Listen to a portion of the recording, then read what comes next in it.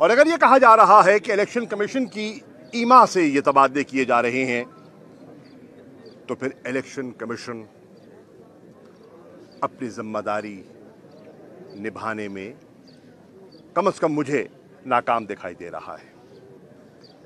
ये आजमाइश है पाकिस्तान की सिविल सर्विस की, और सिविल सर्विस में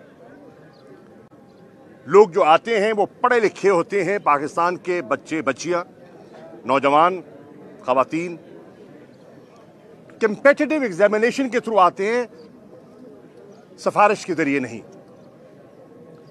और वो मुहाफिज हैं आइन के, वो मुहाफिज हैं रूल्स एंड रेगुलेशंस के, और उनका ओहदा इस बात की जिम्मेदारी उन पर आयद करता है कि वो सर्वेंट्स ऑफ द स्टेट हैं, हुकूमत वक्त के नहीं।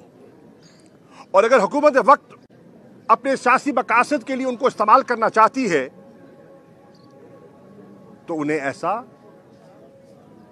हुकूमत वक्त का आलाकार हरगिज नहीं बनना चाहिए। उन्हें कानून, आइन, इखलाकियात के तकाजों पर कौम को पूरा उतर कर दिखाना है।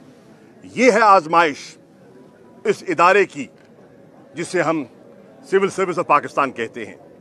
बदकिस्मती से यके बाद दीगर मुख्तलिफ अदवार में इस इदारे को कॉम्प्रोमाइज किया गया, पोलिटिसाइज किया गया। कॉन्स्टिट्यूशनल प्रोटेक्शन जो उनको मिलनी चाहिए थी वो नहीं दी गई, और खमियाजा सब ने भुगता और भुगतेंगे। पाकिस्तान के हालात इस बात का तकाजा कर रहे हैं कि अब माजी की रविश से हटकर ऐसी रिवायात कायम करें जिससे लोगों को इस पूरे प्रोसेस पर एतमाद हो। अगर लोगों का इस प्रोसेस से एतमाद उठ गया तो मुल्क में अफरा तफरी होगी।